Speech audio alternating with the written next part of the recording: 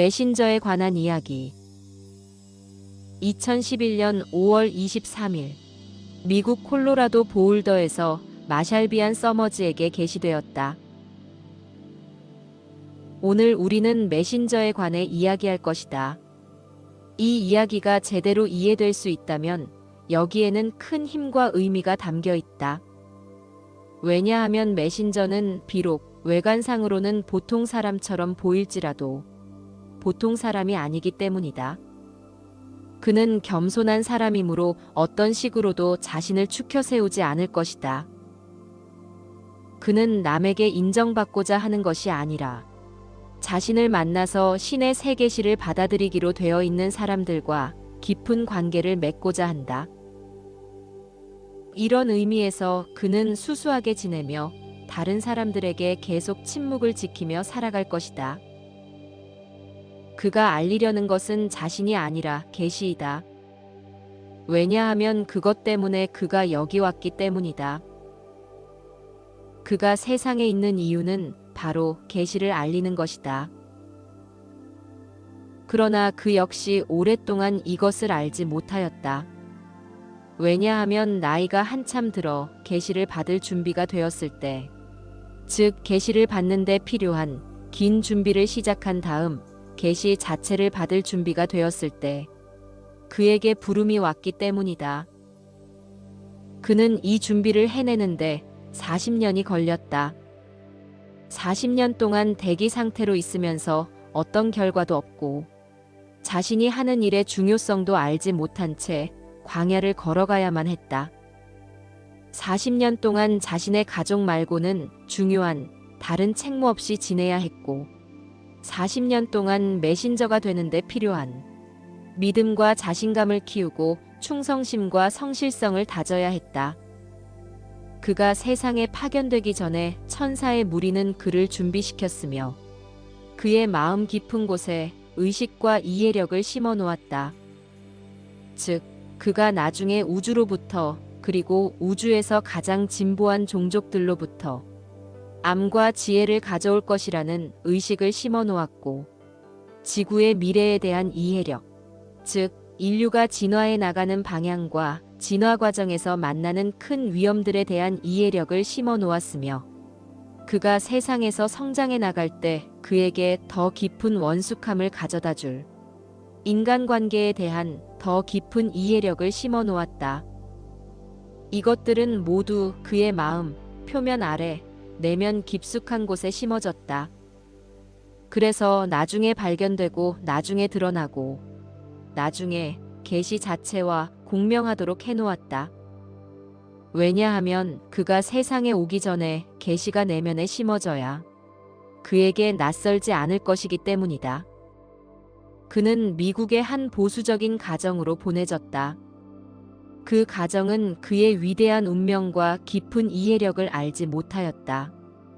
그 가정에서 그는 주변에서 일어나는 비극적인 사건들이나 부패로부터 격리되어 보호받은 채로 세상의 영향을 거의 받지 않고 자랐다. 그에게는 형이 둘 있었고 아버지가 있었다. 그의 아버지는 병자여서 그에게 불필요한 영향을 주지 않았다. 이렇게 해서 먼 미래에 일어날 어떤 일에 대한 무대가 마련되었다. 그는 학교를 다녔고 대학을 졸업하였으며 그가 아는 것이라고는 세상에 있는 동안 자신에게 위대하고 비범한 운명과 목적이 있다는 것뿐이었다. 그는 어떤 직업이나 관계에 자신을 내주는 일은 자제해야 한다는 것을 느꼈으며 계시를 받기 전에 어떤 것에도 자신의 삶을 내주지 않아야 한다는 것을 느꼈다. 이 기간에 그는 세상 상황이나 인간관계에 관해서 많은 것을 배웠다. 또한 많은 사람을 만났으며 이 세상의 슬픔과 즐거움을 어느 정도는 맛보았다. 하지만 그런 와중에도 항상 큰 어떤 것을 위해서 자제해야 함을 느꼈다. 그 큰 어떤 것을 위해서 그는 자신의 삶이 상실되거나 낭비되지 않는다는 믿음을 키워나가야 했다. 현조는 그가 옳은 방향을 유지할 수 있고 한참 뒤에 있을 신성한 만남을 향해 그의 삶을 살아갈 수 있을 만큼만 그와 함께하였다. 그가 33세가 되었을 때 우리는 그 앞에 우리 자신을 드러내었다. 이때 그의 삶에 관한 모든 것을 바꿀 입문이 시작되었다. 하지만 그는 본연의 그였고 그의 내면에 심어진 것이 있었기 때문에 거기에는 공명이 있었다. 우리의 모습이나 우리의 목적이 그에게는 낯설지 않았다. 다만 충격적이었고 새롭고 불확실할 뿐이었다. 1년 뒤 그는 자신과 함께 여행할 큰 동반자, 즉 그가 삶에서 자신의 역할을 준비하는 데 필요한 초창기 모든 어려운 시기를 함께할 아내를 만났다. 곧바로 그의 아들이 태어났으며 그 역시 자신의 아버지와 함께하는 큰 운명을 가졌다. 그가 긴 준비를 시작했을 때 다른 이들이 그와 합류하기 위해 왔다. 그러나 그들 모두가 그와 계속 함께 머물지는 못했다. 어떤 이들은 머뭇거리다가 옆길로 빠져나갔고 어떤 이들은 아주 잠깐만 도움을 줄 수밖에 없었다. 그래도 그의 준비가 진행되어 가면서 그의 진정한 동반자들이 찾아오기 시작했다. 40세가 되었을 때 그는 계시의 큰 가르침이자 연습서인 알무로 가는 계단을 받았다. 그는 특별한 상황 속에서 아주 짧은 시간에 이것을 받도록 준비되었다. 이 시기에 메신저가 되는 그의 준비는 다음 단계로 접어들었다. 그러나 심지어 이때도 그는 자신의 운명과 미래 역할을 아직 몰랐다. 왜냐하면 이런 것은 너무 빨리 드러나서는 안 되기 때문이다. 너무 빨리 드러나게 되면 기겁하거나 압도되어 뒤로 물러서거나 달아날 궁리를 할 수 있기 때문이다. 그래서 세상에서 그의 운명과 중요한 역할에 대한 깨달음은 그가 진행해 나감에 따라 점차적으로 주어질 뿐이었다. 그는 이 시기에 자신의 불가사의한 여행을 다른 사람들과 함께 하려고 하였지만 그의 아내와 아들, 그 밖에 다른 몇 사람을 제외하고는 함께 할 수 있는 사람이 거의 없었다. 누가 신비의 길을 따라 여행하면서 세상에서 자신의 건강과 안정을 유지할 수 있겠는가? 마샬은 메신저가 될 수 있도록 양쪽 세계에 한 발씩 담가야 했다. 한 발은 인간의 상호작용, 인간관계, 국가들 사이의 어려움과 복잡함이 있는 현실 세계에 담가야 했다. 그는 매우 곤란한 일들을 보아야 했다. 그래서 단지 기쁜 것, 아름다운 것, 영적인 것들만을 믿으면서 특혜받는 세상 속에 숨을 수 없었다. 또 한 발은 그가 훗날 겪게 될 도전과 유혹 때문에 자신의 역할과 목적을 다하지 못하는 일이 없도록 신비 속에 깊이 담가야 했다. 세상 사람 중에 누가 이런 것을 이해할 수 있겠는가? 세상 사람 중에 누가 메신저를 만난 적이 있으며 세상에서 그의 현존의 신비와 힘을 이해할 수 있겠는가? 많은 사람은 메신저에게 단순히 기적이나 은혜, 특별 사명과 같은 것들만 원할 것이다. 그들은 치유되기를 바라고 축복받기를 바라며 부자 되기를 바란다. 또한 구제되기를 바라고 구원받기를 바란다. 그들은 그가 이런 것들을 줄 수만 있다면 그가 정말 어떤 사람인지는 상관하지 않고 오직 받기 위해서 믿을 것이다. 그러므로 그와 동행하면서 그를 돕도록 파견된 이들의 범주를 벗어나면 그의 여행은 외롭고 고독할 것이다. 그는 서로 매우 다른 두 개의 현실을 잇는 다리를 놓으면서 두 세계에서 살아야 했다. 실성하거나 폐인이 되는 일 없이 또는 세상에 있는 어둠의 세력에 유혹당하거나 비극, 상실, 궁핍에 압도당하는 일 없이 누가 이런 일을 할 수 있겠는가? 참으로 긴 여행길이었고 많은 위험이 도사린 매우 도전적인 길이었지만 메신저는 자신의 목적지에 도달했다. 그가 계시를 받는 데는 25년이 걸렸다. 계시는 참으로 방대하며 지금까지 지구에 내려온 것 중에 가장 크다. 왜냐하면 세상은 이제 문맹에서 벗어나 인간 공동체, 지구 공동체를 이루는 세상이 되었고, 국제수송이나 국제통신이 가능하게 되었으며, 범세계적 기반 시설을 갖춘 세상이 되었기 때문이다. 당신은 지금 어딘가에서 달콤한 전원 생활을 즐기려고 준비하는 것이 아니다. 당신은 지금 쇠퇴하는 세상, 즉 자원이 감소하고 경제적, 정치적으로 더욱 격변하는 세상을 대비하고 있다. 당신은 또한 우주의 삶, 즉 인류가 아직 알아차리지 못한 위험과 기회가 있는 현실인 우주의 삶을 눈앞에 두고 있다. 메신저는 이런 것들을 말하도록 준비 과정을 거쳤다. 왜냐하면 이것들은 인류 운명의 일부이므로 계시의 일부에 속하기 때문이다. 그러나 이 운명은 왜곡이나 개인적 선호 없이 분명하게 볼 수 있는 사람이 아직은 거의 없다. 메신저는 보통 사람처럼 보인다. 그는 겸손한 사람이다. 그는 개인적으로는 자신을 밝히지 않을 것이다. 그러나 그의 내면에는 창조의 신비와 힘이 있으며 이 세상을 관장하는 신성한 현존과 이 세상을 잇는 다리가 있다. 그는 부분적으로 우리 중 한 사람이면서 부분적으로는 당신들 중 한 사람이다. 그는 양쪽 세계를 살면서 사람들이 올라야 하는 산을 오르도록 사람들을 이끄는 목자가 되어야 한다. 그는 과거 위대한 메신저만큼 위대한가? 오직 시간과 상황만이 말해줄 것이다. 그는 자신이 직접 이것을 말하지 않을 것이다. 왜냐하면 야심가는 결코 선택받지 못하기 때문이다. 자신을 찬양하고 싶은 사람은 인류에게 큰 메시지를 전해주는 이런 큰 역할이 주어지지 않는다. 주저하면서 정직하게 자신을 되돌아보는 사람들만이 이런 고귀하고 중요한 역할을 맡도록 항상 선택받았다. 세상에는 오직 한 사람의 메신저만 있으며 이 메신저가 이 시기와 다가오는 시기를 위한 메신저이다.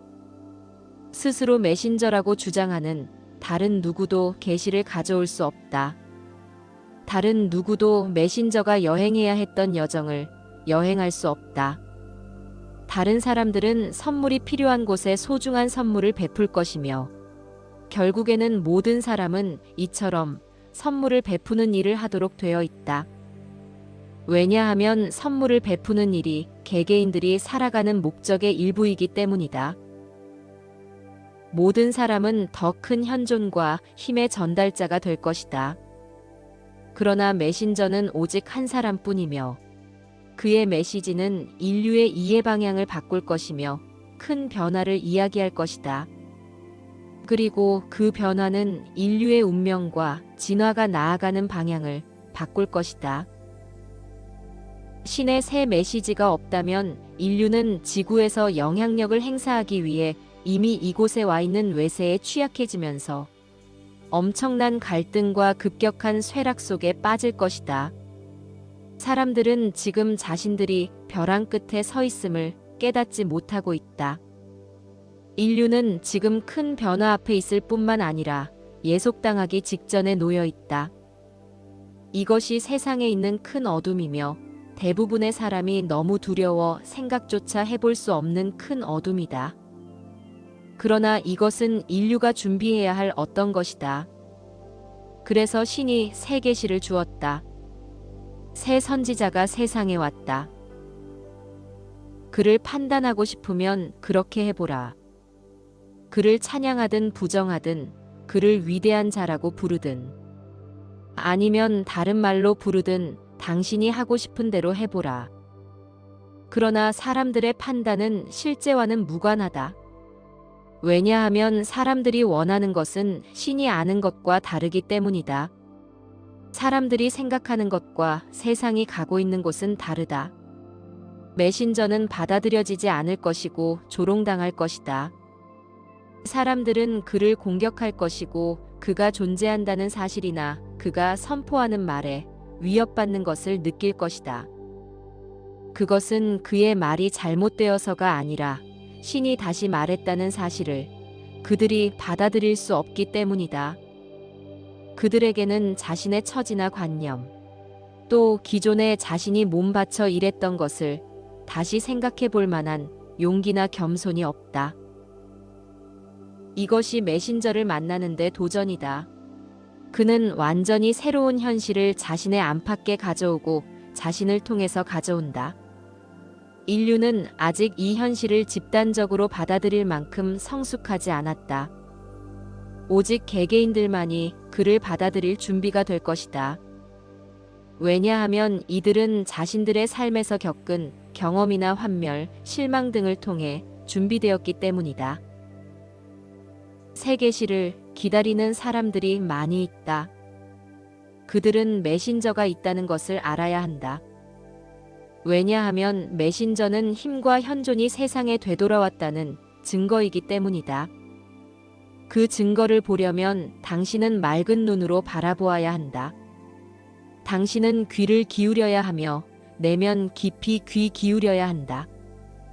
당신은 자신의 내면에 있는 깊은 지성인 알매 힘이 응답하도록 허용해야 한다. 당신이 만약 자신의 생각을 기반으로 아니면 두려움과 비난이 투영된 마음을 기반으로 메신저를 판단한다면 당신은 보지 못할 것이고 알지 못할 것이다. 당신이 신의 새 계시를 받아들일 수 없다면 신이 당신을 위해 무엇을 해줄 수 있겠는가? 당신이 만약 신이 당신 내면에 심어놓고 따르도록 한 것을 따를 수 없다면 신이 당신이나 세상을 위해 달리 무엇을 할 수 있겠는가? 우주에는 지적 생명체가 살고 있는 수많은 행성들이 있다. 지구는 그 중 하나일 뿐이다. 지구의 주인은 모든 행성을 아우르는 우주의 주인이다. 당신이 바라보고 있는 우주는 인류의 우주가 아니다. 그래서 당신이 생각하는 천국과 지옥의 개념은 사실과는 매우 다르고 제한적이며 너무나도 감상적이다. 그래서 인류를 큰 공동체로 데려가는 것이 바로 메신저와 새 계시가 세상에 온 목적의 일부를 나타낸다. 메신저는 기념비적인 일과 마주하고 있다. 그 혼자서는 세상에 계시를 가져올 수 없다. 그를 도울 수 있는 많은 사람이 참여하고 기여하고 또 서로 연락해야 할 것이다. 계시는 그 자체 안에 해설이 있고 반복적으로 자세히 설명되어 전해졌다. 그래서 과거 인류가 받은 메시지처럼 인간의 해석에 그다지 의존하지 않을 것이다. 계시는 큰 공동체의 암과 지혜를 보냈으며 알매 수준에서 영성을 이해하게 해준다. 그래서 쇠퇴하는 새로운 세상을 대비하게 하고 인간관계와 책임에 대해 가르치며 다가오는 큰 변화를 앞에 두고 국가들이 서로 협동할 줄 알아야 함을 가르친다. 이것은 한 사람의 철학이 아니다. 이것은 철학과는 거리가 멀다. 이것은 세상의 어떤 종교와도 결부되어 있지 않다. 이것은 완전히 새로운 이해의 시작이다. 이것은 세상 종교를 거부하거나 세상 종교에 반발하는 것이 아니다. 이것은 신의 새 메시지이다. 메신저는 세상에 있다. 그는 앞으로 세상에 그다지 오래 머물지 않을 것이다. 그래서 그를 알아볼 큰 기회를 가진 이들에게 그가 알려져야 한다. 그의 삶은 설명할 수 없는 것이었다. 그의 존재는 설명할 수 없는 것이다. 그의 삶이나 존재를 알아보려면 당신은 맑은 눈으로 보아야 하고 깊이 귀 기울여 들어야 한다. 그래서 그 부담은 듣는 자, 받아들이는 자에게 있다. 메신저는 메시지를 거의 다 받았다. 이 메시지는 몇 세대, 몇 세기 동안 지속될 것이다. 왜냐하면 새로운 세상을 어떻게 준비해야 할지 아무도 당신에게 말해줄 수 없기 때문이다. 지적 생명체가 사는 큰 공동체. 인류가 상상조차 할 수 없을 만큼 경쟁적인 환경인 큰 공동체를 어떻게 대비해야 할지 아무도 당신에게 말해줄 수 없다. 어떤 사람도 당신에게 깊은 마음을 말해줄 수 없으며 어느 누구도 새 계시를 제공해줄 수 없다. 계시는 항상 한 사람을 통해서 온다. 그래야 혼란이 없다. 계시에는 다른 판본이 없다. 그래서 같은 것을 주장하고 선언하는 사람들끼리 경쟁이 없다. 일부 용기 있는 사람들의 도움을 받아 항상 오직 한 사람만이 세상에 새로운 의식과 현실을 가져올 수 있다. 어느 시대건 그 시대의 선지자가 있다. 하지만 메신저는 인간의 이해, 의식, 운명의 흐름을 바꾸기 위해 드물게 한 번씩만 온다. 메신저는 비판과 비난을 받을 것이다. 어떤 사람들은 그를 파멸시키는 것을 자신의 목적으로 삼을 것이다. 이 점은 과거의 교훈에서 배우라. 그는 다른 사람들이 그에 관한 이야기를 지어낼 수 있도록 단순히 희생당하려고 이곳에 온 것이 아니다. 그에게는 그 자신에 관한 이야기, 메신저에 관한 이야기가 있다. 그는 너무 겸손하여 이 이야기를 직접 하지 않는다. 그러나 이 이야기는 듣고 이해할 수 있는 모든 사람에게 밝혀져야 한다. 사람들은 메신저가 많은 것이 되기를 원한다. 또한 자신들의 욕구를 충족시켜 주기를 원하며 자신들의 믿음과 선호에 부합되기를 원한다. 그러나 메신저는 불가시 존재들이 준비시켰으며 큰 계획과 운명에 따라 세상에 내려가도록 신이 파견하였다. 그러니 이처럼 희귀하고 중요한 사람에게 어떤 마음 자세로 접근할 것인지에 대해 주의하라. 당신의 기대, 믿음, 선입관, 판단, 불만 등에 주의하라. 왜냐하면 당신은 이런 것들로 인해 그가 누구인지, 또 그가 당신에게나 온 세상에 무엇을 제공할 수 있는지 볼 수 없기 때문이다. 그에게 축복이 있기를 빈다. 힘과 현존이 그와 함께 있다. 그는 오류를 범할 수 있다. 그는 완벽하지 않다. 그는 많은 어려움에 직면할 것이다.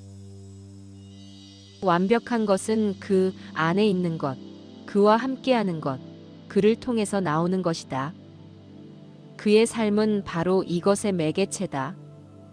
당신의 삶도 마찬가지로 이처럼 중요한 어떤 것의 매개체다. 하지만 그는 인류가 맞이할 위대한 미래의 씨앗이고 큰 공동체 삶 속에서 당신 생활을 새롭게 이해할 수 있는 씨앗이며 인류가 지금 겪기 시작하는 큰 전환점을 이해할 수 있는 씨앗이다. 이 점이 이해되기를 바란다. 그러나 결론은 내리지 말라. 왜냐하면 메신저를 아는 것은 단지 시작일 뿐이기 때문이다.